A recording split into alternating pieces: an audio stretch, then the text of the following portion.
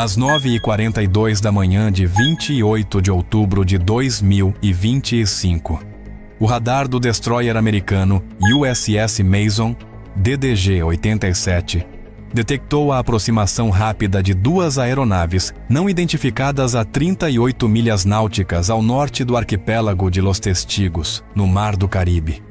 Em menos de 3 minutos, os sistemas ópticos confirmaram que se tratava de 2 caças venezuelanos, Sukhoi 30MK-2, em formação fechada e com vetor de aproximação direta em direção ao navio. Às 9h46, um dos caças abriu fogo com canhões GS Agmadia 30-1 de 30 milímetros, realizando uma rajada de advertência de 5 segundos sobre o mar, a escassos 1.200 metros da proa do destroyer. Imediatamente, o USS Mason executou manobras evasivas, desdobrou barreiras de interferência eletromagnética, ECM, e ativou seu sistema de defesa não cinética, AN/S, LQ-32V6, neutralizando a aquisição de alvo dos Su-30, sem responder com fogo real. Durante exatamente 4 minutos e 18 segundos, a tensão escalou ao seu ponto máximo em um dos incidentes mais graves entre Washington e Caracas em décadas. O ataque ocorreu em 28 de outubro de 2025, às 9h46 da manhã, em um ponto marítimo localizado a 90 quilômetros da costa venezuelana, dentro de águas internacionais, segundo Washington. Os protagonistas, 2 caças Su-30 venezuelanos do Grupo Aéreo de Caça número 13 e o destroyer americano USS Mason, parte do Grupo Tarefa 45.1 da Marinha dos Estados Unidos. Segundo relatos iniciais, o confronto durou menos de 5 minutos, sem impactos confirmados nem baixas. Os aviões venezuelanos retornaram à sua base em Barcelona às 10h14 da manhã, enquanto o USS Mason permaneceu em patrulha, sob alerta de combate de nível 2º. O incidente foi detectado primeiro por um radar costeiro venezuelano em Playa Verde, às 9h33, momento no qual os caças foram acionados em modo de interceptação. As primeiras unidades de apoio aéreo americano, 2 FA-19E de Curaçao, chegaram à zona 19 minutos após o contato, às 10h05 da manhã, quando os caças venezuelanos já se encontravam em retirada. A operação venezuelana iniciou-se após a detecção de uma suposta nave militar hostil, dentro do que Caracas considera sua zona de segurança marítima estendida, delimitada unilateralmente em 2024. Os pilotos do Su-30, identificados como Capitão Roberto Medina e Tenente Carlos Rivas, decolaram da base aérea Tenente Luiz Del Valle Garcia às 9h12 da manhã, equipados com mísseis Armar KH-31A e um sistema de reconhecimento óptico de longo alcance. Segundo o relatório técnico da Força Aérea Venezuelana, a ordem de abrir fogo não foi direta, mas sim uma demonstração de presença. No entanto, a rajada de 30 milímetros foi registrada claramente pelos sensores do USS Mason, que ativaram o protocolo de defesa imediata. O destroyer respondeu com medidas de supressão eletrônica direcional, bloqueando o radar de pontaria do Su-30 durante 11 segundos, suficientes para obrigá-los a mudar de rumo. Às 9h50, o contato foi considerado neutralizado e o navio retomou seu rumo noroeste, em velocidade de cruzeiro, enquanto enviava uma transmissão criptografada ao Comando Sul, em Miami. Em Caracas, a narrativa foi outra. O Ministério da Defesa afirmou que a ação foi defensiva diante de uma violação do perímetro marítimo soberano. Mas para Washington, o episódio foi inequivocamente um ataque deliberado. E à medida que os comunicados cruzavam o Caribe, os radares detectavam um novo movimento no ar. Uma formação de reforço decolando de Curaçao em direção ao leste. Às 10h06 da manhã, apenas 20 minutos após o ataque inicial, o Comando Sul dos Estados Unidos, SOUTHCOM, ativou o protocolo Eagle Horizon Delta. projetado para responder a ameaças aeronavais na Bacia do Caribe. Da base aérea Rato, em Curaçao, decolaram 4 caças FA-18 e Super Hornet do Esquadrão de Ataque 143, VFA-143, acompanhados por um avião-tanque KC, um 335R, Stratotanker e um I-2D, Advanced Hawkeye, encarregado do controle e vigilância aérea. Às 10h22 da manhã, o grupo americano alcançou a zona de contato, a 85 quilômetros ao norte da Península de Paria, estabelecendo um perímetro de patrulha de 15 milhas náuticas ao redor do USS Mason. Simultaneamente, o destroyer USS Porter, DDG-78, recebeu a ordem de abandonar sua rota no Golfo do México e dirigir-se ao Caribe Oriental, um trajeto que completaria em menos de 48 horas. O desdobramento desenvolveu-se com precisão e sem declarações públicas. No entanto, os radares venezuelanos detectaram a presença do Super Hornet às 10h24 da manhã, provocando a ativação imediata das defesas aéreas costeiras. Em resposta, o Comando de Defesa Aeroespacial Integral, CODAI, venezuelano, ordenou a mobilização de 3 baterias antiaéreas, uma unidade Buk Midway em Anzoátegui, uma TOR-M1 em Sucre e um sistema Pechora 2M em Miranda. A rede de defesa foi colocada em alerta vermelho às 10h30 da manhã, o que implicava a autorização para rastrear, mas não disparar sem confirmação visual de ameaça direta. Às 10h33, os caças Su-30 que haviam realizado o ataque inicial já se encontravam em aproximação final de sua base. Mas, de terra, os operadores do radar Vostok-E, em Barcelona, captaram novas emissões de radar provenientes do grupo americano.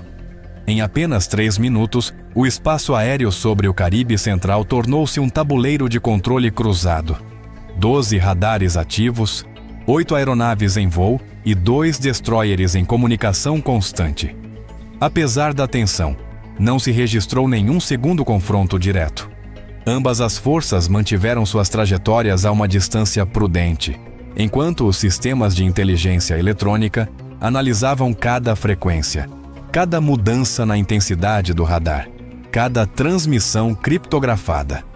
Às 11h05 da manhã, o Departamento de Estado dos Estados Unidos emitiu um comunicado oficial qualificando o fato como um ato hostil sem precedentes no hemisfério ocidental.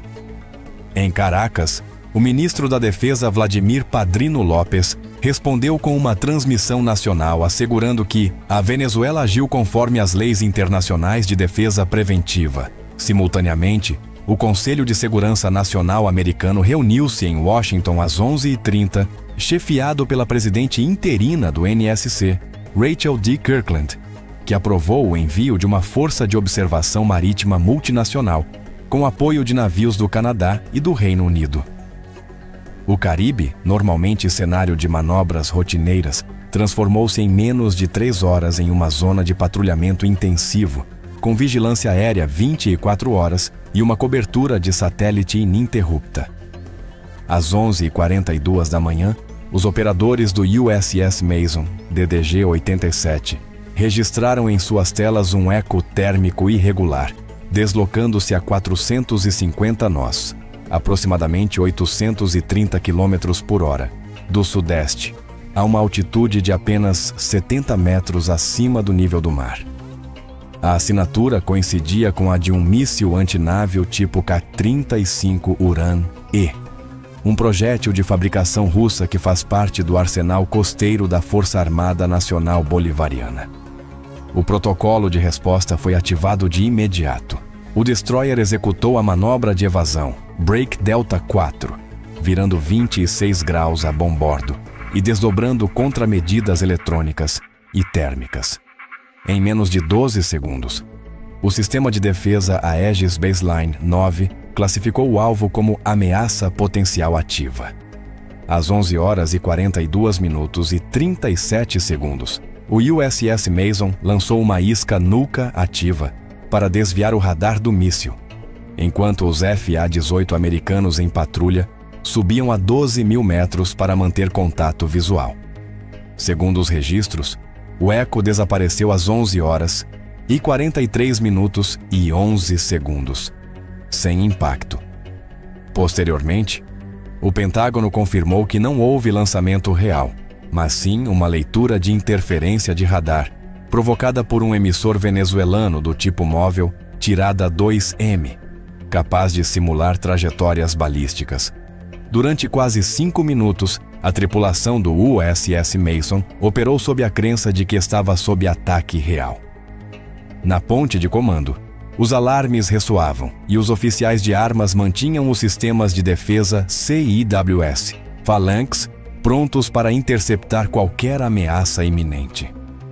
O comandante Michael Devereux, encarregado do navio, ordenou manter o fogo contido, até verificação visual ou confirmação via satélite.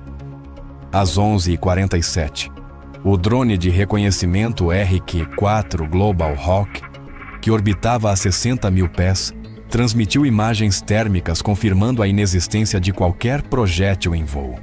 O alerta foi cancelado às 11 horas e 48 minutos e 23 segundos, encerrando um episódio de máxima tensão que, se tivesse sido interpretado como um ataque confirmado, poderia ter desencadeado uma resposta letal imediata. Em paralelo, as estações de radar venezuelanas na costa de Cumaná e Carúpano relataram interferências incomumente fortes em suas bandas S e X, originadas pelas contramedidas do destroyer. Os operadores interpretaram a saturação do espectro como uma tentativa de bloqueio prévio a um ataque americano, elevando seu nível de resposta ao Código Escudo 6. Modo de fogo autorizado apenas se confirmado o ingresso aéreo ou naval hostil. Às 11h52, um avião-tanque KC-135R americano relatou que um dos Su-30 venezuelanos, aparentemente reabastecido e novamente no ar, voava para leste com rumo de observação. No entanto, não ocorreram novos confrontos. Às 12 horas e 7 minutos, meio-dia, o satélite de observação comercial Worldview 3 registrou o deslocamento acelerado de uma unidade naval venezuelana do porto de Puerto La Cruz, navegando a mais de 28 nós com rumo noroeste. Minutos depois, o sinal foi identificado como GC-24 Carinha, uma corveta da classe Constituição, equipada com mísseis antinávios C-802A e um canhão OT Melara de 76 milímetros. A bordo viajavam 67 tripulantes sob o comando do capitão de fragata Luiz Moreno, com a missão, segundo fontes venezuelanas, de verificar a presença militar estrangeira na zona econômica exclusiva. Às 12h31 da tarde, o Carinha já se encontrava a 38 milhas náuticas, 70 quilômetros, do USS Mason, estabelecendo contato por rádio no canal internacional 16. O destroyer americano respondeu com uma mensagem automática: "Navio em trânsito, mantenha seu curso e distância." No entanto, os registros do radar do Mason mostram que a corveta venezuelana reduziu sua velocidade e mudou de rumo direto para o norte, encurtando a distância para 25 milhas náuticas. Entre 12h34 e 12h41 da tarde, ambos os navios mantiveram comunicação tensa. Os sensores ópticos do Mason confirmaram que os sistemas de lançamento do Carinha estavam fechados, sem sinal de armamento, mas as torres secundárias permaneciam ativas. Nesse mesmo período, o destroyer norte-americano executou manobras de evasão leve e enviou um drone de reconhecimento Scan Eagle para observação visual.